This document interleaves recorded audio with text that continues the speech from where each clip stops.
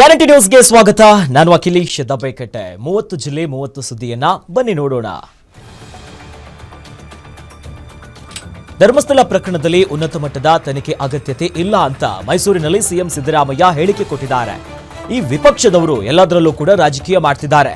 ಧರ್ಮಸ್ಥಳದ ಧರ್ಮಾಧಿಕಾರಿ ವೀರೇಂದ್ರ ಹೆಗ್ಗಡೆ ಅವರು ಎಸ್ಐಟಿ ತನಿಖೆಯನ್ನ ಸ್ವಾಗತಿಸಿದ್ದಾರೆ. ಸತ್ಯ ಹೊರಬರಬೇಕು, ಸತ್ಯವನ್ನ ಹೊರಗೆ ತರಲು ಎಸ್ಐಟಿ ರಚಿಸಲಾಗಿದೆ.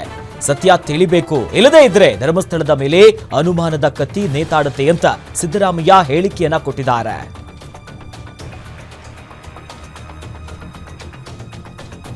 ನಾಳೆ ಬಿಜೆಪಿ ಜೆಡಿಎಸ್ನಿಂದ ಧರ್ಮಸ್ಥಳ ಚಲೋ ವಿಚಾರವಾಗಿ ವಿಜಯಪುರದಲ್ಲಿ ಸಚಿವ ಎಂಬಿ ಪಾಟೀಲ್ ಪ್ರತಿಕ್ರಿಯೆಯನ್ನ ಕೊಟ್ಟಿದ್ದಾರೆ.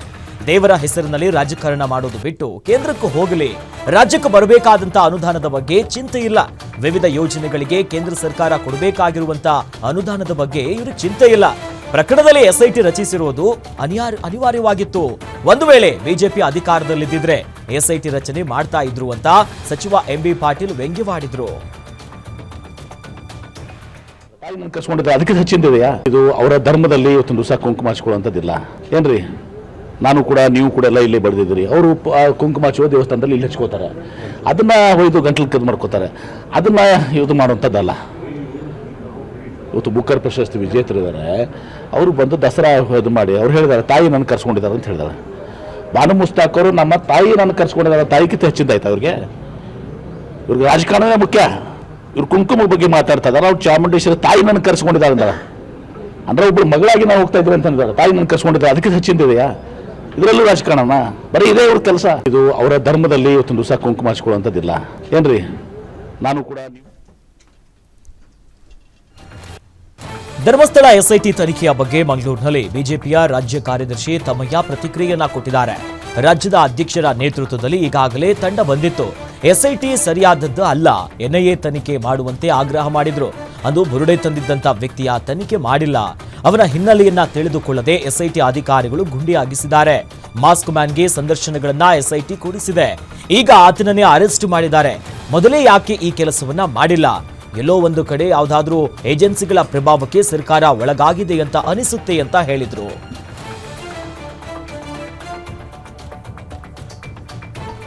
ಇಂದು ಜೆಡಿಎಸ್ನಿಂದ ನಡೆದ ಧರ್ಮಸ್ಥಳ ಸತ್ಯಯಾತ್ರೆ ವಿಚಾರಕ್ಕೆ ಮಂಡ್ಯದಲ್ಲಿ ಕೃಷಿ ಸಚಿವ ಚಲುವರಾಯಸ್ವಾಮಿಯವರು ಪ್ರತಿಕ್ರಿಯೆ ಕೊಟ್ಟಿದ್ದಾರೆ. ಶ್ರೀ ಕ್ಷೇತ್ರ ಧರ್ಮಸ್ಥಳ ಯಾರ ಆಸ್ತಿನೂ ಅಲ್ಲ, ಶಿವನ ದರ್ಶನ ಯಾರು ಬೇಕಾದ್ರೂ ಕೂಡ ಪಡೆಯಬಹುದು. ಇನ್ನು ಧರ್ಮಸ್ಥಳಕ್ಕೆ ನಾವೆಲ್ಲರೂ ಕೂಡ ಭಕ್ತರೇ. ಧರ್ಮಸ್ಥಳದ ಸಂಪೂರ್ಣ ಕಳಂಕ ತೆಗೆದು ಹಾಕಿದ್ದು ನಮ್ಮ ಕಾಂಗ್ರೆಸ್ ಸರ್ಕಾರ. ಇಂತಹ ತೀರ್ಮಾನ ತೆಗೆದುಕೊಂಡಿದ್ದನ್ನ ಸ್ವಾಗತಿಸಬೇಕು, ಇಲ್ದಿದ್ರೆ ಸುಮ್ಮನಿರಬೇಕು. ಧರ್ಮಾಧಿಕಾರಿಯವರೇ ಎಸ್ಐಟಿ ರಚನೆ ಮಾಡಿರುವುದನ್ನು ಸ್ವಾಗತಿಸಿದ್ದಾರೆ ಅಂತ ಜೆಡಿಎಸ್ ವಿರುದ್ಧ ಸಚಿವ ಚಲುವರಾಯಸ್ವಾಮಿ ಕಿಡಿಕಾರಿದ್ರು. ಯಾರ ಆಸ್ತಿನೂ ಅಲ್ಲ. ಆಮೇಲೆ ಶಿವ ಈ ನಾಡಿನ ಮನುಕುಲಕ್ಕೆ ಪೂರ್ತಿ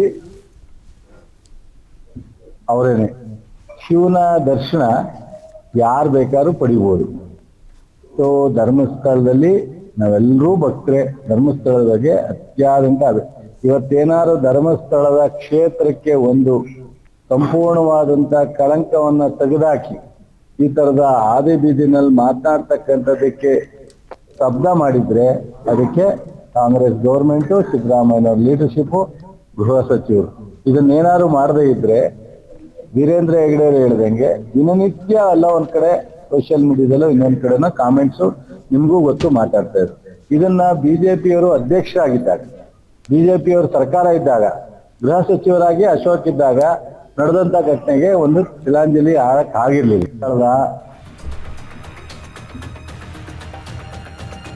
ಧರ್ಮಸ್ಥಳದ ವಿರುದ್ಧ ಅಪಪ್ರಚಾರವನ್ನ ಖಂಡಿಸಿ ಚಿಕ್ಕಬಳ್ಳಾಪುರ ಬಿಜೆಪಿ ಘಟಕದಿಂದ ಇಂದು ಧರ್ಮಸ್ಥಳ ಚಲೋವನ್ನ ಹಮ್ಮಿಕೊಳ್ಳಲಾಗಿತ್ತು. ಬಿಜಿಎಸ್ ಶಾಲೆ ಬಳಿಯ ವೀರಾಂಜನೇಯ ಸ್ವಾಮಿ ದೇವಸ್ಥಾನದಿಂದ ರ್ಯಾಲಿಗೆ ಚಾಲನೆಯನ್ನ ನೀಡಲಾಯಿತು. ಚಿಕ್ಕಬಳ್ಳಾಪುರ ಬಿಜೆಪಿ ಜಿಲ್ಲಾಧ್ಯಕ್ಷ ಶ್ರೀಕಲ್ ರಾಮಚಂದ್ರಗೌಡ ಧರ್ಮಸ್ಥಳ ಚಲೋಗೆ ಚಾಲನೆ ನೀಡಿದ್ರು.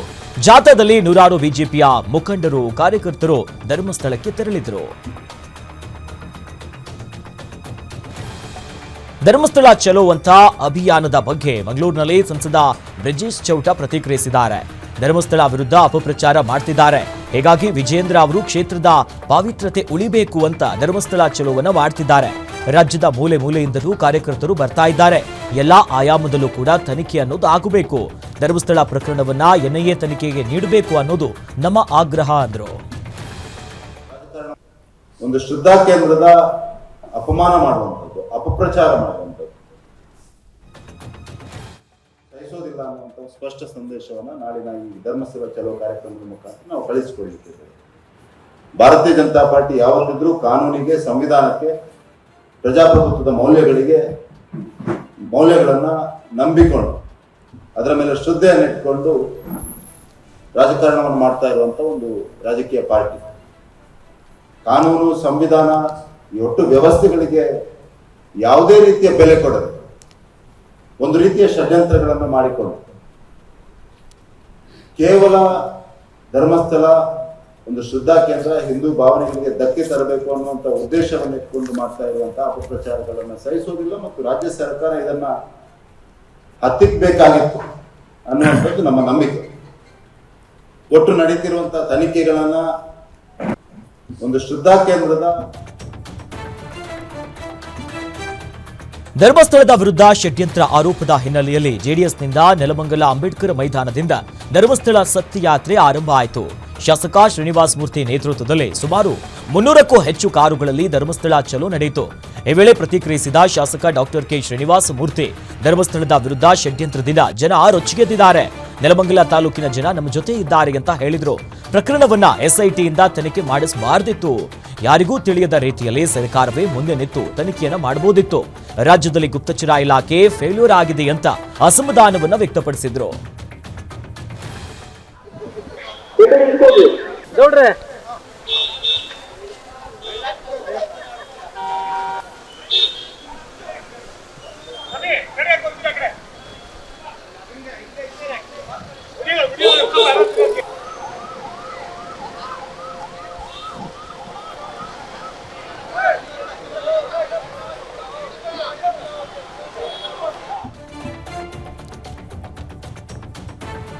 ಧರ್ಮಸ್ಥಳಕ್ಕೆ ಜೆಡಿಎಸ್ ಪಾದಯಾತ್ರೆಯನ್ನ ಹಮ್ಮಿಕೊಂಡಿರುವಂತಹ ವಿಚಾರವಾಗಿ ತುಮಕೂರಿನಲ್ಲಿ ಅರಣ್ಯ ಸಚಿವ ಈಶ್ವರ್ ಖಂಡ್ರೆ ಪ್ರತಿಕ್ರಿಯೆ ಕೊಟ್ಟಿದ್ದಾರೆ.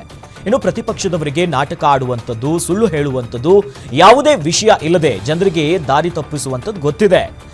ಜಾತಿಗಳಲ್ಲಿ, ಧರ್ಮಗಳಲ್ಲಿ ಈ ಒಡೆದಾಡುವಂತ ನೀತಿಯನ್ನ ಅನುಸರಿಸಿ ಇನ್ನು ಭಾವನಾತ್ಮಕ ವಿಷಯಗಳನ್ನ ಕೆರಳಿಸಿ ಸಮಾಜವನ್ನ ಒಡೆಯುವಂತ ಕೆಲಸ ಪ್ರತಿಪಕ್ಷಗಳು ಮಾಡ್ತಾ ಇರುವಂಥದ್ದು ಅಕ್ಷಮ್ಯ ಅಪರಾಧ. ಇದನ್ನು ನಾನು ಖಂಡಿಸ್ತೇನೆ. ಅವ್ರಿಗೆ ಏನಾದ್ರೂ ಇದ್ರೆ ಪ್ರತಿಪಕ್ಷದಲ್ಲಿ ಇದ್ದುಕೊಂಡೇ ಸಲಹೆಯನ್ನ ಕೊಡಲಿ ಅಂತ ವಾಗ್ದಾಳಿ ನಡೆಸಿದ್ರು. ನೋಡಿ, ಪ್ರತಿಪಕ್ಷದವರಿಗೆ ಬರೀ ನಾಟಕ ಮಾಡುವಂಥದ್ದು, ಸುಳ್ಳು ಹೇಳುವಂಥದ್ದು, ಯಾವುದೂ ವಿಷಯ ಇಲ್ಲದೆ ಇವತ್ತು ಜನರಿಗೆ ದಾರಿ ತಪ್ಪಿಸುವಂಥ ಒಂದು ಕೆಲಸ ಮಾಡುವಂಥದ್ದು, ಜಾತಿಗಳಲ್ಲಿ, ಧರ್ಮಗಳಲ್ಲಿ ಒಡೆದಾಳುವ ನೀತಿಯನ್ನು ಅನುಸರಿಸಿ ಭಾವನಾತ್ಮಕ ವಿಷಯಗಳನ್ನು ಕೆರಳಿಸಿ ಸಮಾಜವನ್ನು ಒಡೆಯುವಂಥ ಕೆಲಸ ಇವತ್ತು ಪ್ರತಿಪಕ್ಷದವರು ಮಾಡ್ತಾ ಇರ್ತಕ್ಕಂಥದ್ದು ಅಕ್ಷಮ್ಯ. ಅದನ್ನು ಖಂಡಿಸ್ತೇನೆ. ಮತ್ತು ಇವತ್ತು ಅವ್ರಿಗೆ ಏನಾದರೂ ಇದ್ದರೆ ಪ್ರತಿಪಕ್ಷದಲ್ಲಿದ್ದುಕೊಂಡು ಸರ್ಕಾರಕ್ಕೆ ಸಲಹೆ ಕೊಡಲಿ. ಅಭಿಮಾನ್ ಸ್ಟುಡಿಯೋ ಬಗ್ಗೆ ಹೇಳಬೇಕು ಅಂತ ಹೇಳಿದರೆ, ಅವ್ರಿಗೆ ಏನು ಭೂಮಿ ಹಂಚಿಕೆ ಆಗಿತ್ತು, ಅವರಿಗೆ ಮಾರಾಟ ಮಾಡಲಿಕ್ಕೆ ಪರವಾನಗಿ ಕೊಟ್ಟಿತ್ತು, ಉಲ್ಲಂಘನೆ ಮಾಡಿದ್ದಾರೆ. ಉಲ್ಲಂಘನೆ ಮಾಡಿ ವೈಯಕ್ತಿಕವಾಗಿ ಹಣ ಉಪಯೋಗ ಮಾಡಿಕೊಂಡಿದ್ದಾರೆ. ಹೀಗಾಗಿ ಅದು ಯಾವುದೇ ರೀತಿಯಲ್ಲಿ ಸ್ಟುಡಿಯೋ ಅಭಿವೃದ್ಧಿ ಮಾಡಿಲ್ಲ. ಅದಕ್ಕಾಗಿ ಆ ಜಮೀನು ಕಂದಾಯ ಇಲಾಖೆಯವರು ವಾಪಸ್ ತೆಗೆದುಕೊಂಡು ಸರ್ವೋಚ್ಚ ನ್ಯಾಯಾಲಯದ ತೀರ್ಪಿನಂತೆ ನಮಗೆ ನೋಡಿ, ಪ್ರತಿಪಕ್ಷದವರಿಗೆ ಬರೀ ನಾಟಕ ಮಾಡುವಂಥದ್ದು, ಸುಳ್ಳು ಹೇಳುವಂಥದ್ದು, ಯಾವುದೂ ವಿಷಯ ಇಲ್ಲದೆ. ರಾಜ್ಯದಲ್ಲಿ ಮಳೆ ಅವಾಂತರ, ಬೆಳೆ ಹಾನಿ ಪರಿಹಾರ ವಿಚಾರಕ್ಕೆ ಚಿಕ್ಕೋಡಿಯಲ್ಲಿ ಶಾಸಕ ರಾಜು ಕಾಗೆ ಪ್ರತಿಕ್ರಿಯಿಸಿದ್ರು. ಸದನದಲ್ಲಿ ಬೆಳೆ ಹಾನಿ ಬಗ್ಗೆ ಚರ್ಚೆ ಆಗಿದೆ. ಸರ್ವೆ ಕಾರ್ಯ ಇನ್ನೇನು ನಡೆಯಲಿದೆ. ಸೆಪ್ಟೆಂಬರ್ ತಿಂಗಳಿನಲ್ಲಿ ಬಹುತೇಕ ಎಲ್ಲಾ ಕೆಲಸಗಳು ಪೂರ್ಣಗೊಳ್ಳಲಿದೆ. ರೈತರು ಚಿಂತೆ ಮಾಡುವ ಅವಶ್ಯಕತೆ ಇಲ್ಲ ಅಂತ ಭರವಸೆಯನ್ನ ನೀಡಿದ್ರು. ನಮ್ಮ ಕೊಡ್ತಾ ಇದ್ದೀವಿ ಸರ್ವೆ ಮಾಡ್ಲಕ್ಕೆ. ಮೊನ್ನೆ ಅಸೆಂಬ್ಲಿಯಲ್ಲಿ ಅಲ್ಲಿ ಇದ್ರ ಬಗ್ಗೆ ಚರ್ಚೆ ಆಗಿದೆ. ಸಾಕಷ್ಟು ಶಾಸಕರು ಅಸೆಂಬ್ಲಿಯಲ್ಲಿ ದನಿ ಎತ್ತಿದರು. ಸರ್ವೆ ಮಾಡಿ ಏನು ಯಾರಷ್ಟು ಹಾನಿ ಆಗಿದೆ ಎಲ್ಲ ದುಡ್ಡನ್ನು ಕೊಡ್ತಾ ಇದೀವಿ. ಎಲ್ಲ ಕಡೆ ಸರ್ವೆ ಮಾಡಿ ಕೊಡ್ತೀವಿ. ಈಗ ಇಲ್ಲಿ ಮಾತಾಡಿದ್ದೀನಿ ನಾನು. ಈಗಾಗಲೇ ನಮ್ಮ DSP ಸಾಹೇಬರು, PSI ಸಾಹೇಬರು ಎಲ್ಲ ಮಾತಾಡಿದ್ದೀನಿ. ಪೆಟ್ರೋಲಿಂಗ್ ಮಾಡಿ ಅದಕ್ಕೆ ಹೇಳಿದ್ದೀನಿ. ಕೊಡ್ತಾ ಇದ್ದೀವಿ ಸರ್ವೆ ಮಾಡ್ಲಕ್ಕೆ. ಮೊನ್ನೆ ಅಸೆಂಬ್ಲಿಯಲ್ಲಿ ಅಲ್ಲಿ ಇದ್ರ ಬಗ್ಗೆ ಚರ್ಚೆ ಆಗಿದೆ. ಸಾಕಷ್ಟು ಶಾಸಕರು ಅಸೆಂಬ್ಲಿಯಲ್ಲಿ ದನಿ ಎತ್ತಿದರು. ಸರ್ವೆ ಮಾಡಿ ಏನು ಯಾರಷ್ಟು ಹಾನಿ ಆಗಿದೆ ಎಲ್ಲ ದುಡ್ಡನ್ನು ಕೊಡ್ತಾ ಇದೀವಿ. ಎಲ್ಲಾ ಕಡೆ ಸರ್ವೆ ಮಾಡಿ ಕೊಡ್ತೀವಿ. ಆದ್ರೆ ಈಗ ಇಲ್ಲಿ ಮಾತಾಡಿದ್ದೀನಿ ನಾನು. ಈಗಾಗಲೇ ನಮ್ಮ DSP ಸಾಹೇಬರು, PSI ಸಾಹೇಬರು ಎಲ್ಲ ಮಾತಾಡಿದ್ದೀನಿ. ಪೆಟ್ರೋಲಿಂಗ್ ಮಾಡಿ ಅದಕ್ಕೆ ಹೇಳಿದ್ದೀನಿ, ಕೊಡ್ತಾ ಇದ್ದೀವಿ. ಸರ್ವೆ ಮಾಡ್ಲಾಕ ಮೊನ್ನೆ ಅಸೆಂಬ್ಲಿಯಲ್ಲಿ ಅಲ್ಲಿ ಇದ್ರ ಬಗ್ಗೆ ಚರ್ಚೆ ಆಗಿದೆ. ಸಾಕಷ್ಟು ಶಾಸಕರು ಅಸೆಂಬ್ಲಿಯಲ್ಲಿ ಧ್ವನಿ ಎತ್ತಿದರು. ಕಲಬುರಗಿ ಜಿಲ್ಲೆಯಲ್ಲಿ ಸತತ ಮಳೆಯ ಹಿನ್ನೆಲೆ ಮೀನು ಕೃಷಿ ಸಾಕಾಣಿಕೆ ಜಮೀನು ಕೊಚ್ಚಿ ಹೋಗಿದೆ. ರಕ್ಕಸ ಮಳೆಗೆ ಕಂಗಾಲಾಗಿದ್ದಾರೆ ರೈತರು. ಲಕ್ಷಾಂತರ ಮೀನುಗಳು ಹಳ್ಳದ ಪಾಲಾಗಿದೆ. ಲಕ್ಷ ಖರ್ಚು ಮಾಡಿ ಮೀನು ಕೃಷಿ ಮಾಡಿದ ರೈತ ಈಗ ಕಂಗಾಲಾಗಿದ್ದಾರೆ. ಜೇವರ್ಗಿ ತಾಲೂಕಿನ ಚೆನ್ನೂರು ಗ್ರಾಮದ ರೈತ ಮಲ್ಲಣ್ಣ ಗೌಡ 10 ಎಕರೆಯ ಪ್ರದೇಶದಲ್ಲಿ 50 ರಿಂದ 60 ಲಕ್ಷ ರೂಪಾಯಿ ಸಾಲ ಮಾಡಿ ಮೀನು ಕೃಷಿಯನ್ನ ಮಾಡಿದ್ರು. ಇನ್ನೇನು ಕೆಲವೇ ದಿನಗಳಲ್ಲಿ ಮೀನು ಮಾರುಕಟ್ಟೆಗೆ ಹೋಗ್ಬೋದಿತ್ತು. ಆದರೆ ತಡರಾತ್ರಿ ಸುರಿದಂತ ಭಾರಿ ಮಳೆಗೆ ಮೀನು ಕೃಷಿ ಹೊಂಡ ಕೊಚ್ಚಿಕೊಂಡು ಹೋಗಿದೆ. ರೈತ ಮಲ್ಲಣ್ಣ ಗೌಡನಿಗೆ ಅಪಾರ ಪ್ರಮಾಣದ ನಷ್ಟ ಆಗಿದೆ. ಗಣೇಶ ವಿಸರ್ಜನೆಯ ವೇಳೆ ಡಿಜೆ ಬಳಕೆ ಅವಕಾಶ ನೀಡದ ಹಿನ್ನೆಲೆಯಲ್ಲಿ ಕೋಲಾರದ ಕಾರಂಜಿ ಅಶ್ವತ್ಥಕಟ್ಟೆಯ ಮಿತ್ರ ಬಳಗದ ಯುವಕರು ಮನೆಯ ಪಾತ್ರೆ, ಪಗಡೆ, ನೀರಿನ ಕ್ಯಾನ್ ಮತ್ತು ಅಲ್ಲಿ ಸಿಕ್ಕಂತಹ ಡ್ರಮ್ಗಳನ್ನೇ ಬಳಕೆ ಮಾಡಿಕೊಂಡು ಬಾರಿಸುವುದರ ಮೂಲಕ ಸರ್ಕಾರದ ವಿರುದ್ಧ ವಿನೂತವಾಗಿ ಪ್ರತಿಭಟನೆ ಮಾಡಿದ್ರು. ಗಣೇಶ ವಿಸರ್ಜನೆಯ ಮೆರವಣಿಗೆಯ ವೇಳೆ ಡಿಜೆಗೆ ಅವಕಾಶವಿಲ್ಲ. ಆದರೆ ಟಮಟೆ ಬಾರಿಸೋರು ಕೂಡ ಸಿಗದೇ ಇರುವುದಕ್ಕೆ ಮನೆಯಲ್ಲಿದ್ದ ವಸ್ತುಗಳನ್ನೇ ತಂದು ಬಾರಿಸಿ ಗಣೇಶ ಮೂರ್ತಿಯನ್ನ ವಿಸರ್ಜನೆ ಮಾಡಿ ಬಹಳಷ್ಟು ಖುಷಿ ಪಟ್ಟಿದ್ದಾರೆ.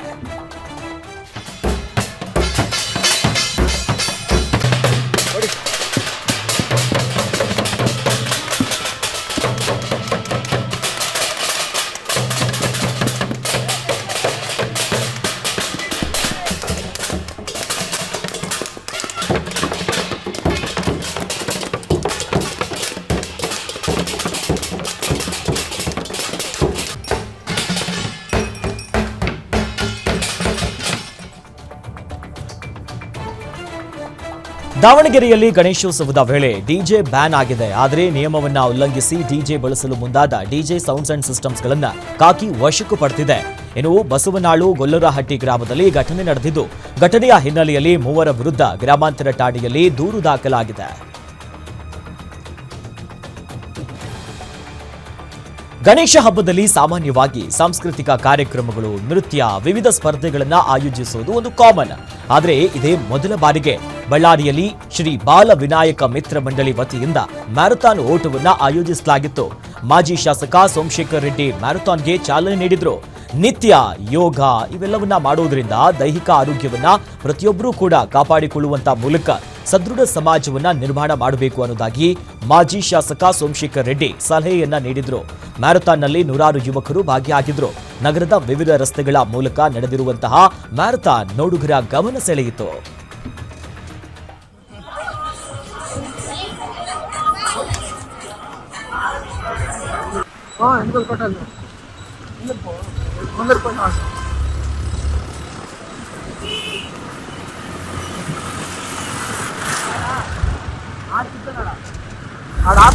And help which goes parallelly.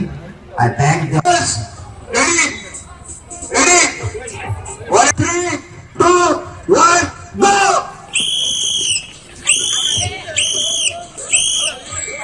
Stop us.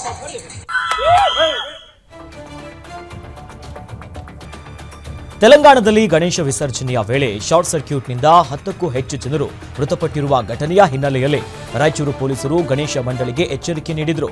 ಯಾವುದೇ ಅನಾಹುತ ಆಗದಂತೆ ರಾಯಚೂರು ಗ್ರಾಮೀಣ ಪೊಲೀಸ್ ಠಾಣೆಯ PSI ಪ್ರಕಾಶ ಅವರು ಯುವಕರಿಗೆ ಮಾಹಿತಿ ನೀಡಿದರು. ಸರಿಯಾದ ಸಮಯಕ್ಕೆ ಗಣೇಶನ ವಿಸರ್ಜನೆ ಮಾಡಬೇಕು, ಕುಡಿದು ಗಲಾಟೆ ಮಾಡಿದಲ್ಲಿ ಪ್ರಕರಣವನ್ನ ದಾಖಲು ಮಾಡೋದಾಗಿ ಎಚ್ಚರಿಕೆಯನ್ನ ಕೊಟ್ಟಿದ್ದಾರೆ. ಗಣಪತಿ ವಿಸರ್ಜನೆ ಹಾಗೂ ಈದ್ ಮಿಲಾದ್ ಹಿನ್ನೆಲೆಯಲ್ಲಿ ಮಂಡ್ಯ ನಗರದಲ್ಲಿ ಮುನ್ನೆಚ್ಚರಿಕಾ ಕ್ರಮವಾಗಿ ಬಿಗಿ ಪೊಲೀಸ್ ಭದ್ರತೆಯನ್ನ ಕೈಗೊಳ್ಳಲಾಯಿತು. ಅಲ್ಲದೆ SP ಮಲ್ಲಿಕಾರ್ಜುನ ಬಾಲದಂಡೆ ನೇತೃತ್ವದಲ್ಲಿ ಮಂಡ್ಯದ ಸಂಜಯ್ ವೃತ್ತ, ಹೊಳಲು ಸರ್ಕಲ್, ಗುತ್ತೂಲು, ನೋರಡಿ ರಸ್ತೆ ಸೇರಿ ವಿವಿಧ ಕಡೆ ಪಥಸಂಚಲನ ನಡೆಯಿತು. ಕಳೆದ ಬಾರಿ ಗಣಪತಿ ವಿಸರ್ಜನೆಯ ವೇಳೆ ನಾಗಮಂಗಲದಲ್ಲಿ ಕೋಮು ಗಲಭೆ ಸಂಭವಿಸಿತ್ತು. ಈ ವೇಳೆ ಸಾರ್ವಜನಿಕ ಆಸ್ತಿ ಪಾಸ್ತಿಗೆ ನಷ್ಟ ಆಗಿತ್ತು, ಹಿಂಸಾಚಾರ ನಡೆದಿತ್ತು.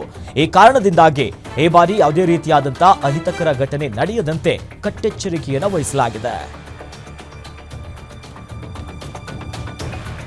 ಗಣೇಶ ಹಾಗೂ ಈದ್ ಮಿಲಾದ್ ಹಬ್ಬದ ಹಿನ್ನೆಲೆಯಲ್ಲಿ ಪೊಲೀಸ್ ಇಲಾಖೆ ಸಕಲ ಸಿದ್ಧತೆಯನ್ನ ಮಾಡಿಕೊಂಡಿದ್ದು, ಇನ್ನು ಮಂಡ್ಯದಲ್ಲಿ ಎಸ್ಪಿ ಮಲ್ಲಿಕಾರ್ಜುನ ಬಾಲದಂಡಿ ಅವರು ಈ ಬಗ್ಗೆ ಹೇಳಿಕೆ ಕೊಟ್ಟಿದ್ದಾರೆ. ಕಳೆದ ವರ್ಷ ನಾಗಮಂಗಲ 2 ಕೋಮು ಗಲಭೆಗೆ ಸಾಕ್ಷಿಯಾಗಿತ್ತು. ಇನ್ನು ಗಲಭೆಯಿಂದ ಸಾಕಷ್ಟು ನಷ್ಟ ಕೂಡ ಆಗಿತ್ತು. ಈ ಹಿನ್ನೆಲೆಯಲ್ಲಿ ಪೊಲೀಸ್ ಇಲಾಖೆ ಸಾಕಷ್ಟು ಮುಂಜಾಗ್ರತಾ ಕ್ರಮಗಳನ್ನು ಕೈಗೊಂಡಿದೆ. ಜಿಲ್ಲಾ ಮಟ್ಟ ಹಾಗೂ ನಾಗಮಂಗಲದಲ್ಲಿ ಸಭೆ ಮಾಡಲಾಗಿದೆ. ಎರಡೂ ಕಡೆಯವರು ಹಬ್ಬ ಆಚರಣೆ ಮಾಡಲು ಸೂಚನೆ ಕೊಟ್ಟಿದ್ದೇವೆ. ಜನರು ಭಯಭೀತರಾಗದೆ ಹಬ್ಬ ಆಚರಣೆ ಮಾಡಿ ಅಂತ ಮನವಿ ಮಾಡಿದ್ರು. ಮಂಡ್ಯ ಜಿಲ್ಲೆಯಲ್ಲಿ ಈ ವರ್ಷದ ಗಣೇಶ ಮತ್ತು ಈದ್ ಮಿಲಾದ್ ಹಬ್ಬದ ಪ್ರಯುಕ್ತವಾಗಿ ಸಾಕಷ್ಟು ಸಿದ್ಧತೆಗಳನ್ನು ಪೊಲೀಸ್ ಇಲಾಖೆಯಿಂದ ಮಾಡಿದ್ದೀವಿ.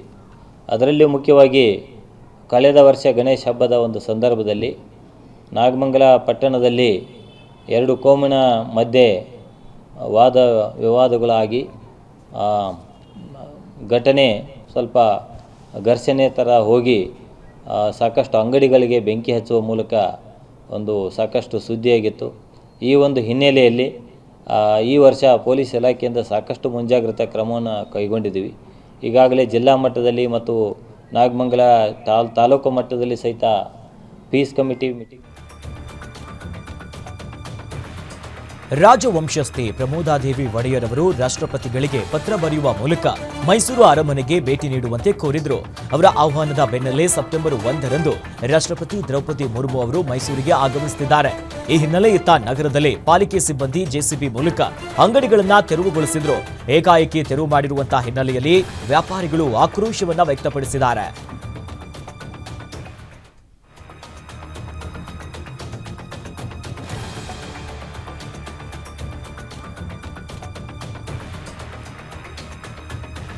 ರಾಜ್ಯ ಸರ್ಕಾರದಿಂದ ಸ್ಥಿರಾಸ್ತಿ ನೋಂದಣಿ ಶುಲ್ಕ ಏರಿಕೆ ವಿಚಾರವಾಗಿ ಹುಬ್ಬಳ್ಳಿಯಲ್ಲಿ ಕೇಂದ್ರ ಸಚಿವ ಪ್ರಹ್ಲಾದ್ ಜೋಶಿ ಅವರು ಪ್ರತಿಕ್ರಿಯಿಸಿದರು.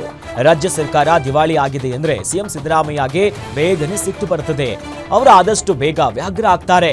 ಆಸ್ತಿ ನೋಂದಣಿ, ಬಾಂಡ್ ಸೇರಿದಂತೆ 2ನೇ ಬಾರಿ ಶುಲ್ಕ ಹೆಚ್ಚಳ ಮಾಡಿದ್ದಾರೆ. ಆದರೆ ಕಮರ್ಷಿಯಲ್ ಟ್ಯಾಕ್ಸ್ ಹೆಚ್ಚಳ ಮಾಡಿಲ್ಲ. ಸದ್ಯ ಜಿಎಸ್ಟಿ ಇರುವುದರಿಂದ ಜನರು ಬಚಾವಾಗಿದ್ದಾರೆ. ಇನ್ನು 5 ಗ್ಯಾರಂಟಿಗಳಲ್ಲಿ ಕೇವಲ 3 ಮಾತ್ರ ಕೊಡ್ತಿದ್ದಾರೆ. ಸಿಎಂ ಸಿದ್ದರಾಮಯ್ಯನವರ ಕಾಂಗ್ರೆಸ್ ಸರ್ಕಾರ ದಿವಾಳಿಯಾಗಿದೆ. ಇನ್ನು ಆರ್ಟಿಒ, ಕಂದಾಯ, ಸಬ್ ರಿಜಿಸ್ಟರ್ ಕಚೇರಿ ಸೇರಿದಂತೆ ಮುಂತಾದ ಕಡೆಗಳಲ್ಲಿ ಭ್ರಷ್ಟಾಚಾರ ತಾಂಡವ ಆಡ್ತಾ ಇದೆ ಅಂತ ತೀವ್ರ ವಾಗ್ದಾಳಿಯನ್ನು ನಡೆಸಿದರು. ಯಾದಗಿರಿ ಬಳಿಕ ಇದೀಗ ಶಿವಮೊಗ್ಗದಲ್ಲಿ ಅಪ್ರಾಪ್ತ ಬಾಲಕಿಯೊಬ್ಬಳು ಮಗುವಿಗೆ ಜನ್ಮ ನೀಡಿರುವಂತಹ ಘಟನೆ ಬೆಳಕಿಗೆ ಬಂದಿದೆ. 15 ವರ್ಷದ ಬಾಲಕಿ ಹೊಟ್ಟೆ ನೋವಿನ ಕಾರಣಕ್ಕೆ ಶಾಲೆಗೆ ರಜೆ ಹಾಕಿದ್ಲು. 2 ದಿನದ ಬಳಿಕ ಮನೆಯಲ್ಲೇ ಬಾಲಕಿ ಮಗುವಿಗೆ ಜನ್ಮವನ್ನ ನೀಡಿದ್ದಾಳೆ. ತಕ್ಷಣವೇ ಕುಟುಂಬಸ್ಥರು ಬಾಲಕಿಯನ್ನ ಸರ್ಕಾರಿ ಆಸ್ಪತ್ರೆಗೆ ದಾಖಲಿಸಿದ್ರು. ಘಟನೆ ತಿಳಿದಂತ ಬೆನ್ನಲ್ಲೇ ಮಕ್ಕಳ ರಕ್ಷಣಾ ಘಟಕ, ಮಕ್ಕಳ ಕಲ್ಯಾಣ ಸಮಿತಿ ಹಾಗೂ ಪೊಲೀಸರು ಬಾಲಕಿಯ ವಿಚಾರಣೆ ನಡೆಸಿದ್ರು. ಘಟನೆ ಕುರಿತು ಬಾಲಕಿಯನ್ನ ವಿಚಾರಣೆ ಮಾಡಿದಂತ ಸಂದರ್ಭದಲ್ಲಿ ಗೊಂದಲದ ಹೇಳಿಕೆ ನೀಡುತ್ತಿರೋ ಕಾರಣ ಮಕ್ಕಳ ಕಲ್ಯಾಣ ಸಮಿತಿ ಅಧಿಕಾರಿಗಳು ಬಾಲಕಿ ಹಾಗೂ ಮಗು ಮೇಲೆ ತೀವ್ರ ನಿಗಾವನ್ನ ಇಟ್ಟಿದ್ದಾರೆ. ನಗರದ ಪ್ರೌಢಶಾಲೆಯೊಂದರಲ್ಲಿ 9ನೇ ತರಗತಿಯಲ್ಲಿ ವ್ಯಾಸಂಗ ಮಾಡುತ್ತಿರುವಂಥ ಒಂದು ಮಗುವಿಗೆ ಈಗ ಹೆರಿಗೆಯಾಗಿದೆ. ರಾಜ್ಯದಲ್ಲಿ ಈ ಥರ ದುರ್ಘಟನೆಗಳು ನಡೀತಾ ಇರುವುದು ಆಯಾಗ ಬಹಳಷ್ಟು ಕಳವಳ ವ್ಯಕ್ತಪಡಿಸ್ತಾ ಇದೆ. ಘಟನೆ ನಡೆದು 40 ಗಂಟೆಗಳಾದರೂ ಸಹಿತ ಪ್ರಕರಣ ದಾಖಲಿಸಿಕೊಳ್ಳಿಕ್ಕೆ ಪೊಲೀಸರು ಯಾವ ಕಾರಣಕ್ಕಾಗಿ ವಿಳಂಬ ನೀತಿ ಅನುಸರಿಸ್ತಾ ಅನ್ನೋದು ಒಂದು ಯಕ್ಷ ಪ್ರಶ್ನೆ. ಪೋಕ್ಸೋ ಕಾಯ್ದೆ ಪ್ರಕಾರ ಇಂಥ ದುರ್ಘಟನೆಗಳು ನಡೆದಂಥ ಸಂದರ್ಭದಲ್ಲಿ 24 ಗಂಟೆಗಳಲ್ಲಿ ಪ್ರಕರಣ ದಾಖಲಿಸಿಕೊಳ್ಳುವ ಮೂಲಕ ತ್ವರಿತಗತಿಯಲ್ಲಿ ತನಿಖೆ ಆರಂಭಿಸಬೇಕು. ರಾಜ್ಯದಲ್ಲಿ ಮಹಿಳಾ ಮಕ್ಕಳ ರಕ್ಷಣಾ ಕೇಂದ್ರಗಳಿಗೆ ಇಲ್ಲ ಸುರಕ್ಷತೆ ಅನ್ನೋ ನಿಟ್ಟಿನಲ್ಲಿ ಸದ್ಯ ಸಚಿವೆ ಲಕ್ಷ್ಮೀ ಹೆಬ್ಬಾಳ್ಕರ್ ತವರು ಜಿಲ್ಲೆಯಲ್ಲಿ ಹೀನ ಕೃತ್ಯ ನಡೆದಿದೆ. ಬೆಳಗಾವಿ ಜಿಲ್ಲೆಯ ಮಕ್ಕಳ ರಕ್ಷಣಾ ಕೇಂದ್ರದಿಂದಲೇ ಸಂತ್ರಸ್ತ ಬಾಲಕಿಯ ಅಪಹರಣ ಆಗಿದೆ. 13ನೇ ವಯಸ್ಸಿನಲ್ಲಿ ಬಾಲ್ಯ ವಿವಾಹ ಆಗಿದ್ದ ಸಂತ್ರಸ್ತೆ 4 ತಿಂಗಳು ಗರ್ಭಿಣಿಯಾಗಿದ್ಲು. ಆಸ್ಪತ್ರೆಗೆ ಹೋಗಿದ್ದ ವೇಳೆಯಲ್ಲಿ ಪ್ರಕರಣ ಬೆಳಕಿಗೆ ಬಂದಿತ್ತು. ಬಳಿಕ ಸಂತ್ರಸ್ತಿಯನ್ನ ಸೃಷ್ಟಿ ಮಕ್ಕಳ ರಕ್ಷಣಾ ಕೇಂದ್ರಕ್ಕೆ ಶಿಫ್ಟ್ ಮಾಡಲಾಗಿತ್ತು. ಬೆಳಗಾವಿಯ ಮಹಂತೇಶ ನಗರದಲ್ಲಿರುವಂತಹ ರಕ್ಷಣಾ ಕೇಂದ್ರಕ್ಕೆ ಚಿಕ್ಕಪ್ಪ ಅಂತ ಹೇಳಿಕೊಂಡು ಬಂದಂತಹ ಪತಿ ಸಿಬ್ಬಂದಿಗೆ ಚಾಕು ತೋರಿಸಿ ಬಾಲಕಿಯನ್ನ ಕಿಡ್ನಾಪ್ ಮಾಡ್ತಿದ್ದಾರೆ. ಸದ್ಯ ಆರೋಪಿ ಪತಿಯನ್ನ ಕಾಕಿ ಅರೆಸ್ಟ್ ಮಾಡಿದ್ದು ತನಿಖೆ ಮುಂದುವರೆಸಿದ್ದಾರೆ. ಕೆಲವು ದಿನಗಳ ಹಿಂದೆ ಯಾದಗಿರಿಯಲ್ಲಿ ವಸತಿ ಶಾಲೆಯಲ್ಲಿ ವಿದ್ಯಾರ್ಥಿನಿ ಮಗುವಿಗೆ ಜನ್ಮ ನೀಡಿದ್ದ ಪ್ರಕರಣ ಬೆಳಕಿಗೆ ಬಂದಿತ್ತು. ಈ ಪ್ರಕರಣಕ್ಕೆ ಸಂಬಂಧಪಟ್ಟಂತೆ ನಿವೃತ್ತ ನ್ಯಾಯಾಧೀಶರ ನೇತೃತ್ವದಲ್ಲಿ ತನಿಖೆಗೆ ಆದೇಶವನ್ನ ನೀಡಲಾಗಿದೆ. ಕರ್ನಾಟಕ ವಸತಿ ಶಿಕ್ಷಣ ಸಮಷ್ಟಿಗಳ ಸಂಘದ ಕಾರ್ಯನಿರ್ವಾಹಕ ನಿರ್ದೇಶಕ ಕಾಂತರಾಜು ಆದೇಶವನ್ನ ಕೊಟ್ಟಿದ್ದಾರೆ. ನಿವೃತ್ತ ನ್ಯಾಯಾಧೀಶ ಗೋಪಾಲ ತನಿಖಾ ಅಧಿಕಾರಿ ಹಾಗೂ ನೋಡಲ್ ಅಧಿಕಾರಿಯನ್ನಾಗಿ ಸಮಾಜ ಕಲ್ಯಾಣ ಇಲಾಖೆಯ ಡಿಡಿ ಚನ್ನಬಸಪ್ಪ ಅವರನ್ನ ನೇಮಕ ಮಾಡಲಾಗಿದೆ. ಪ್ರಕರಣ ಕುರಿತು 1 ತಿಂಗಳ ಒಳಗೆ ವರದಿ ನೀಡುವಂತೆ ಸೂಚಿಸಲಾಗಿದೆ. ಬೆಂಗಳೂರು ಗ್ರಾಮಾಂತರದಲ್ಲಿ ಬಾಲ್ಯ ವಿವಾಹಕ್ಕೆ ಮುಂದಾಗಿದ್ದ ಮನೆಯ ಮೇಲೆ ಜಿಲ್ಲಾ ಮಕ್ಕಳ ರಕ್ಷಣಾ ಅಧಿಕಾರಿ ಅವರ ತಂಡ ದಾಳಿ ನಡೆಸಿದೆ. ದೊಡ್ಡಬಳ್ಳಾಪುರ ತಾಲೂಕಿನ ಪೆಂಡಕೂರು ತಿಮ್ಮನಹಳ್ಳಿಯಲ್ಲಿ ಘಟನೆ ಆಗಿರುವುದು. ಪೋಷಕರು 16 ವರ್ಷದ ಬಾಲಕಿ ಮದುವೆಗೆ ನಿನ್ನೆ ಅರಶಿನ ಶಾಸ್ತ್ರವನ್ನ ಮುಗಿಸಿ ಇವತ್ತು ಮದುವೆ ಮಾಡೋದಕ್ಕೆ ಮುಂದಾಗಿದ್ರು. ಅಧಿಕಾರಿಗಳು ಖಚಿತ ಮಾಹಿತಿಯ ಮೇರೆಗೆ ದಾಳಿ ನಡೆಸಿ ಬಾಲಕಿಯ ಬಾಲ್ಯ ವಿವಾಹಕ್ಕೆ ಬ್ರೇಕ್ ಹಾಕಿದ್ದಾರೆ. ಬಳಿಕ ಬಾಲಕಿಯ ದಾಖಲೆಗಳನ್ನ ಪರಿಶೀಲನೆ ನಡೆಸಿ ಬಾಲಮಂದಿರಕ್ಕೆ ಬಾಲಕಿಯನ್ನ ಕರೆದುಕೊಂಡು ಹೋಗಿದ್ದಾರೆ ಅಧಿಕಾರಿಗಳು. ನಂತರ ವಿಚಾರಣೆಯನ್ನು ಮುಂದುವರಿಸಿದ್ದಾರೆ. ಯಾದಗಿರಿಯಲ್ಲಿ ಅಕ್ಕನ ಅಕ್ರಮ ಸಂಬಂಧಕ್ಕೆ ಅಡ್ಡಿಯಾಗಿದ್ದ ತಮ್ಮನನ್ನೇ ಪ್ರಿಯಕರ ಕೊಲೆ ಮಾಡಿರುವಂತಹ ಘಟನೆ ಬೆಳಕಿಗೆ ಬಂದಿದೆ. ಯಾದಗಿರಿ ತಾಲೂಕಿನ ಬಾಚವಾರ ಗ್ರಾಮದಲ್ಲಿ ಘಟನೆಯಾಗಿರೋದು. ಕೊಲೆಯಾಗಿರುವಂತಹ ವ್ಯಕ್ತಿ ಗುರುಮಟ್ಕಲ್ಲ ನಿವಾಸಿ ರಾಮ್ ಸಿಂಗ್ ಅಲಿಯಾಸ್ ಅಂಬರೀಶ್ ಅನ್ನೋದಾಗ ತಿಳಿದು ಬಂದಿದೆ. ರಾಮ್ ಸಿಂಗ್ ಸಹೋದರಿ ರಾಧಿಕಾ ಹಾಗೂ ಪ್ರಿಯಕರ ಯೂಸಫ್ನಿಗೆ ಕಳೆದ ಅವರು 8 ವರ್ಷಗಳಿಂದ ಅಕ್ರಮ ಸಂಬಂಧವನ್ನ ಮಾಡ್ತಾ ಇದ್ರಂತೆ. ಜೊತೆಲಿ ಇದಕ್ಕೆ ಈತ ಅಡ್ಡಪಡಿಸ್ತಾ ಇದೆನ್ನುವಂತ ನಿಟ್ಟಿನಲ್ಲಿ ಆತನ ಮೇಲೆ ಈ ರೀತಿಯಾಗಿ ಹಲ್ಲೆ ಮಾಡಿ ಆತನನ್ನ ಕೊಂದಿರೋದು. ಜೊತೆಯಲ್ಲಿ ಆತನ ಗ್ಯಾರೇಜ್ನಲ್ಲಿ ಕೆಲಸ ಮಾಡ್ತಿದ್ದಂತಹ ಇತರರನ್ನ ಕೂಡ ಕೊಲೆ ಮಾಡಿದ್ದಾರೆ. ಸದ್ಯ ಪ್ರಕರಣ ಸಂಬಂಧ ಆರೋಪಿ ಮತ್ತು ಇತರರನ್ನ ಪೊಲೀಸರು ಅರೆಸ್ಟ್ ಮಾಡಿದ್ದಾರೆ. ಕಲಬುರಗಿಯಲ್ಲಿ ವ್ಯಕ್ತಿಯೊಬ್ಬನನ್ನ ಬೇಕರವಾಗಿ ಹತ್ಯೆ ಮಾಡಲಾಗಿದೆ. ಕಲಬುರಗಿ ತಾಲೂಕಿನ ಸೀತನೂರು ಗ್ರಾಮದಲ್ಲಿ ಈ ಘಟನೆ ನಡೆದಿದೆ. ಮೃತ ವ್ಯಕ್ತಿಯನ್ನ 65 ವರ್ಷದ ಶಿವರಾಯ ಮಾಲೆ ಪಾಟೀಲ್ ಅನ್ನೋದಾಗಿ ತಿಳಿದು ಬಂದಿದೆ. ಮಾಲೆ ಪಾಟೀಲ್ ಜಮೀನಿಗೆ ತೆರಳಿದ್ದ ಅಪರಿಚಿತ ದುಷ್ಕರ್ಮಿಗಳು ತಲವಾರಿನಿಂದ ಕೊಚ್ಚಿ ಕೊಲೆ ಮಾಡಿದ್ದಾರೆ. ಹಳೆ ವೈಷಮ್ಯದ ಹಿನ್ನೆಲೆಯಲ್ಲಿ ಕೊಲೆಯ ಶಂಕೆ ವ್ಯಕ್ತವಾಗ್ತಿದ್ದು ಸದ್ಯ ಪ್ರಕರಣ ದಾಖಲಾಗಿದ್ದು ಸ್ಥಳಕ್ಕೆ ಕಲಬುರಗಿ ನಗರದ ಡಿಸಿಪಿ ಕನ್ನಿಕಾ ಸಿಕ್ರಿವಾಲ್ ಭೇಟಿ ನೀಡಿ ಪರಿಶೀಲನೆಯನ್ನು ನಡೆಸಿದರು. ಕ್ಷುಲ್ಲಕ ಕಾರಣಕ್ಕೆ ಗಂಡ ಹೆಂಡತಿಯನ್ನ ಕೊಲೆ ಮಾಡಲಾಗಿದೆ. ಇನ್ನು ರಾಯಚೂರು ಜಿಲ್ಲೆಯ ಮಸ್ಕಿ ತಾಲೂಕಿನ ದೇಸಾಯಿ ಭೋಗಪುರ ಗ್ರಾಮದಲ್ಲಿ ಘಟನೆ ನಡೆದಿದೆ. ಕೊಲೆಯಾಗಿರುವಂತಹ ಮಹಿಳೆ 37 ವರ್ಷದ ಗಂಗಮ್ಮ ಅನ್ನೋದು ತಿಳಿದು ಬಂದಿದೆ. 2012ರಲ್ಲಿ ಗಂಗಮ್ಮ ಯಲ್ಲಪ್ಪನೊಂದಿಗೆ ಮದುವೆಯಾಗಿದ್ರು. ಮದುವೆ ಬಳಿಕ ಗಂಗಮ್ಮ ತವರು ಮನೆಯಲ್ಲಿ ವಾಸವಾಗಿದ್ರು. ಏನೋ ಕೌಟುಂಬಿಕ ಕಲಹದ ಹಿನ್ನೆಲೆಯಲ್ಲಿ ಗಂಡ ಯಲ್ಲಪ್ಪ ಕೊಡಲಿಯಿಂದ ಪತ್ನಿಯನ್ನ ಕತ್ತು ಸೀಳಿ ಕೊಲೆ ಮಾಡಿದ ಅನ್ನೋದು ಈಗ ಆರೋಪ ಬರ್ತಾ ಇರೋದು. ಸ್ಥಳಕ್ಕೆ ಪೊಲೀಸರು ಭೇಟಿ ನೀಡಿ ಪರಿಶೀಲನೆ ನಡೆಸಿದ್ದು ಮಸ್ಕಿ ಪೊಲೀಸ್ ಠಾಣೆಯಲ್ಲಿ ಪ್ರಕರಣ ದಾಖಲಾಗಿದೆ. ಕೇವಲ ಚಾ ಟೀ ಕುಡಿದುಕೊಂಡೇ ಬದುಕುವವರನ್ನ ನಾವೆಲ್ಲ ನೋಡಿದ್ದೀವಿ. ಇನ್ಯಾರು ಕೆಲವರೆಲ್ಲ ಬರೀ ತರಕಾರಿಗಳನ್ನ ತಿಂದು ಬದುಕ್ತಾ ಇರ್ತಾರೆ. ಆದ್ರೆ ಈಗ ಕೇವಲ ಇಂಜಿನ್ ಆಯಿಲ್ ಅನ್ನ ಕುಡಿದು ಬದುಕ್ತಾ ಇರುವಂತಹ ವ್ಯಕ್ತಿ ನಮ್ಮ ಕಣ್ಣು ಮುಂದಿದ್ದಾರೆ. ಕೊಳ್ಳೇಗಾಲದಲ್ಲಿ ಕುಮಾರ್ ಎನ್ನುವರು ಕೇವಲ ಇಂಜಿನ್ ಆಯಿಲ್ ಅನ್ನ ಕುಡಿದು ಕಳೆದ 29 ವರ್ಷಗಳಿಂದ ಬದುಕಿದ್ದಾರೆ. ಬೈಕ್ ಕಾರಿಗೆ ಬಳಕೆಯಾಗುವಂತಹ ಎಂಜಿನ್ ಆಯಿಲ್ ಈತನ ದಿನನಿತ್ಯದ ಉಪಹಾರ ಆಗಿದೆ. ಮೈಸೂರಿನ ಚಾಮುಂಡಿ ಬೆಟ್ಟದ ತಪ್ಪಲಿನಲ್ಲಿ ವಾಸವಾಗಿರುವಂತಹ ಕುಮಾರ್ ಮಾಲೆ ಧಾರಣೆಯನ್ನ ಮಾಡಿ ಕೊಳ್ಳೇಗಾಲದಿಂದ ಶಬರಿಮಲೆಗೆ ಪಾದಯಾತ್ರೆಯನ್ನ ಕೈಗೊಂಡಿದ್ದಾರೆ. ಕುಮಾರ್ ಹಣವಿಲ್ಲದ ಕಾರಣ ನಡೆದುಕೊಂಡೇ ಶಬರಿಮಲೆಗೆ ತೆರಳುತ್ತಾ ಇದ್ದು ಕೊಳ್ಳೇಗಾಲದ ಜನ ಎಂಜಿನ್ ಆಯಿಲ್ ಕುಡಿದಿದ್ದನ್ನ ನೋಡಿ ನಿಬ್ಬೆರಗಾಗಿದ್ದಾರೆ. ಬಾಗಲಕೋಟೆಯಲ್ಲಿ ಗಣಪತಿ ಪೂಜೆ ಗ್ಯಾಪ್ನಲ್ಲಿ ಖತರ್ನಾಕ್ ಕದೀಮನೊಬ್ಬ ಗ್ಯಾಂಗ್ ಆತ ಏನು ಮಾಡಿದಾನಂತಂದ್ರೆ ಈ ಬ್ಯಾಗ್ ಅನ್ನ ಕದ್ಕೊಂಡು ಹೋಗಿದ್ದಾನೆ. ನಗರಸಭೆಯ ಕಚೇರಿಯಲ್ಲಿ ಸಿಬ್ಬಂದಿಯ ಬ್ಯಾಗ್ ಅನ್ನ ಕದ್ದು ಕಳ್ಳ ಎಸ್ಕೇಪ್ ಆಗಿದ್ದಾನೆ. ನಗರಸಭೆಯ ಸಿಬ್ಬಂದಿ ಸತ್ಯನಾರಾಯಣ ಪೂಜೆಯಲ್ಲಿ ಭಾಗಿಯಾಗಿದ್ದಂತ ವೇಳೆ ಕಚೇರಿಗೆ ಬಂದಿದ್ದಂತ ಯುವಕನೋರ್ವ ಈತ ಕಳ್ಳತನ ಮಾಡಿದ್ದಾನೆ. ಟೇಬಲ್ ಮೇಲಿನ ಬ್ಯಾಗ್ ಅನ್ನ ಕದ್ದು ಜಾಕೆಟ್ನಲ್ಲಿ ಮುಚ್ಚಿಕೊಳ್ಳುವ ವಿಡಿಯೋ ಸೋಷಿಯಲ್ ಮೀಡಿಯಾದಲ್ಲಿ ಸಿಕ್ಕಾಪಟ್ಟೆ ವೈರಲ್ ಆಗಿದೆ. ಏನೋ ಬ್ಯಾಗ್ನಲ್ಲಿ ಬೆಳ್ಳಿ ಚೈನು, ನಗದು, ಡಾಕ್ಯುಮೆಂಟ್ ಇರುವಂತ ಮಾಹಿತಿ ಕೂಡ ಇದೆ.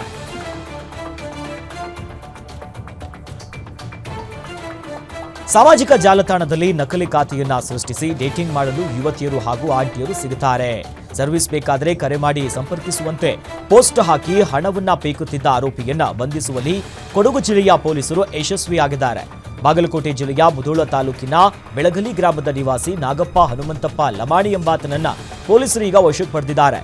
ನಾಗಪ್ಪ ಇನ್ಸ್ಟಾಗ್ರಾಂನ ಕೋಟ್ಯಾ 2026 ಎನ್ನುವಂತ ಖಾತೆಯನ್ನ ಸೃಷ್ಟಿಸಿ ಅದರಲ್ಲಿ ಮಡಿಕೇರಿ ಬಸ್ ನಿಲ್ದಾಣ ಸುತ್ತಮುತ್ತಲಿನ ವಿಡಿಯೋ ಹಾಕಿ ಹುಡುಗಿಯರು ಹಾಗೂ ಆಂಟಿಯರು ಬೇಕಾಗಿದ್ರೆ ಸಂಪರ್ಕಿಸುವಂತೆ ತನ್ನ ನಂಬರ್ ಅನ್ನ ಹಾಕಿದ್ದ. ಈ ವಿಚಾರ ಸೋಷಿಯಲ್ ಮೀಡಿಯಾದಲ್ಲಿ ಸಿಕ್ಕಾಪಟ್ಟೆ ವೈರಲ್ ಆಗಿತ್ತು. ಧಾರವಾಡದ ಕಲಘಟಗಿ ತಾಲೂಕಿನ ಗಳಗಿ ಹುಲಿಕೊಪ್ಪ ಗ್ರಾಮದ ರೈತರು ಕಾಡು ಪ್ರಾಣಿಗಳ ಉಪಟಳಕ್ಕೆ ಬೇಸತ್ತು ಹೋಗಿದ್ದಾರೆ. ಕಾಡು ಹಂದಿ ಮತ್ತು ಕರಡಿ ಕಾಟ ಹೆಚ್ಚಾಗಿದ್ದು ಅರಣ್ಯ ಇಲಾಖೆಯ ಸಿಬ್ಬಂದಿಯ ನಿರ್ಲಕ್ಷ್ಯದಿಂದ ರೈತರು ನರಕ ಯಾತನೆಯನ್ನ ಅನುಭವಿಸುತ್ತಿದ್ದಾರೆ. ಕಾಡು ಪ್ರಾಣಿಗಳು ಪ್ರತಿದಿನ ರೈತರ ಜಮೀನಿಗೆ ನುಗ್ಗಿ ಅವರು ಬೆಳೆದಿರುವಂತಹ ಬೆಳೆಯನ್ನು ನಾಶ ಮಾಡ್ತಾ ಇತ್ತು. ಕಾಡು ಪ್ರಾಣಿಗಳು ರೈತರ ಜಮೀನಿಗೆ ಬರದಂತೆ ತಡೆಯುವುದಕ್ಕೆ ಅರಣ್ಯ ಇಲಾಖೆಗೆ ನೂರಾರು ಮನವಿ ಪತ್ರವನ್ನ ಕೊಟ್ಟರೂ ಪ್ರಯೋಜನವಾಗಿಲ್ಲ. ಹೀಗಾಗಿ ಗ್ರಾಮಕ್ಕೆ ಬಂದಂತ ಅರಣ್ಯ ಇಲಾಖೆ ಸಿಬ್ಬಂದಿಗೆ ರೈತರು ಗೆರವು ಹಾಕಿ ತರಾಟೆಗೆ ತೆಗೆದುಕೊಂಡಿದ್ದಾರೆ. ನಿಮ್ಮ ಪರಿಹಾರ ಬೇಡ, ನಮಗೂ ವಿಷ ಕೊಟ್ಟು ಬೇಡಿ ಅಂತ ಜನರು ಆಕ್ರೋಶವನ್ನು ವ್ಯಕ್ತಪಡಿಸಿದ್ದಾರೆ. ನಟ ಕಿಚ್ಚ ಸುದೀಪ್ ಪತ್ನಿ ಸಮೇತರಾಗಿ ಮೈಸೂರಿನಲ್ಲಿರುವಂತಹ ಚಾಮುಂಡಿ ಬೆಟ್ಟಕ್ಕೆ ಭೇಟಿ ನೀಡಿದ್ದಾರೆ. ಸುದೀಪ್ ದಂಪತಿ ಜೊತೆ ಬಿಗ್ ಬಾಸ್ ಸ್ಪರ್ಧಿ ವಿನಯ್ ಗೌಡ, ಪತ್ನಿ ಅಕ್ಷತಾ ಮತ್ತು ಪುತ್ರ ತಾಯಿ ಚಾಮುಂಡೇಶ್ವರಿಯ ದರ್ಶನವನ್ನು ಪಡೆದಿದ್ದಾರೆ. ಈ ವೇಳೆ ಕಿಚ್ಚ ಸುದೀಪ್ ಅವರನ್ನ ನೋಡೋದಕ್ಕೆ ಅಭಿಮಾನಿಗಳು ಮುಗಿಬಿದ್ದಿದ್ರು. ಕರ್ಲಿ ಹೇರ್ನಲ್ಲಿ ಹೊಸ ಲುಕ್ನಲ್ಲಿ ಕಾಣಿಸಿಕೊಂಡಿದ್ದಂಥ ಕಿಚ್ಚನನ್ನ ಕಂಡು ಅಭಿಮಾನಿಗಳು ಫುಲ್ ಖುಷಿಯಾಗಿದ್ರು. ಇತ್ತೀಚೆಗಷ್ಟೇ ಆಗಲಿದ್ದ ತಾಯಿಯ ಹುಟ್ಟುಹಬ್ಬವನ್ನ ಶನಿವಾರ ಗಿಡ ನೆಡುವ ಮೂಲಕ ಸುದೀಪ್ ಅವರು ವಿಶೇಷವಾಗಿ ಆಚರಿಸಿದ್ರು. ಅಲ್ಲದೆ ಇದೇ ಸೆಪ್ಟೆಂಬರ್ 2ರಂದು ಸುದೀಪ್ ಕೂಡ ತಮ್ಮ ಹುಟ್ಟುಹಬ್ಬವನ್ನ ಆಚರಿಸಿಕೊಳ್ಳಿದ್ದಾರೆ. ಇಷ್ಟೊತ್ತು ನೀವು ನೋಡಿದ್ದು ಗ್ಯಾರಂಟಿ ನ್ಯೂಸ್. ಸುದ್ದಿ ಖಚಿತ, ನ್ಯಾಯ ನಿಶ್ಚಿತ.